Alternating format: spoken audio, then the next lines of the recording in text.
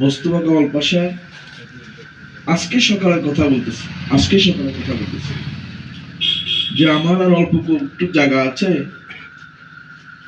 ঠাকুর তুমি আমাকে আমার নির্বাচনের দিন কত টাকা খরচ হবে সেটা বলো।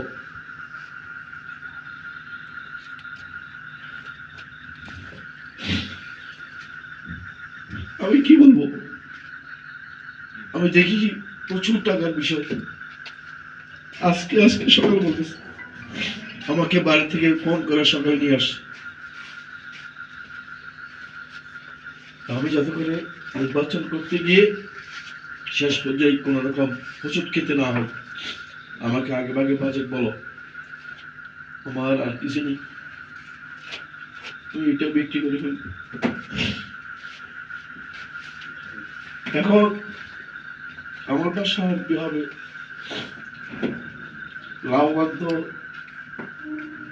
দল হবে, আমরা কেউ মেম্বার হবো, কেউ চেয়ারম্যান হবো, কেউ কন্ট্রাক্টারি করবো, কেউ বিভিন্নভাবে ব্যবসা বাণিজ্য করবো, কিন্তু উনি যে যা বিক্রি করতেছেন সেটাকে আর ফিরে পাবো না, সেটাকে আর তার পরিবার কি সেটা ফিরে পাবে? এখন আমি আপনাদেরকে বলবো, আপনারা যেভাবে, আমার খুব ভালো লেগেছে আপনারা যেভাবে সবাই একত্রিত হয়ে আপনারা কাজ করতেছেন, এটাই ইতিহাস,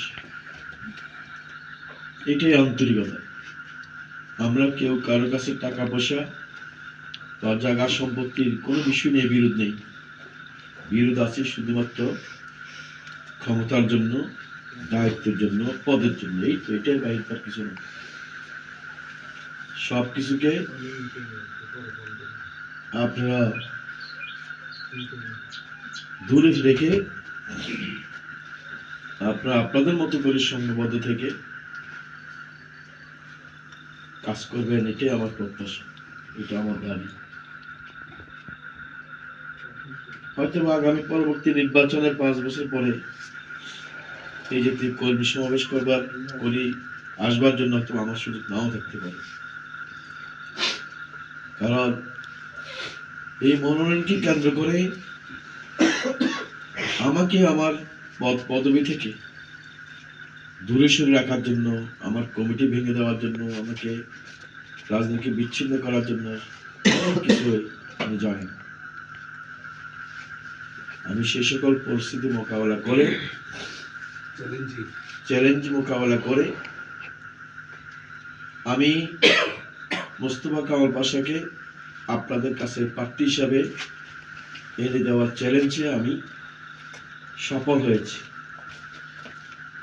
ওনাকে বাকিটা বিজয় করে এমপি বানাবার দায়িত্ব আপনাদের, আমার কাজ আমি করেছি।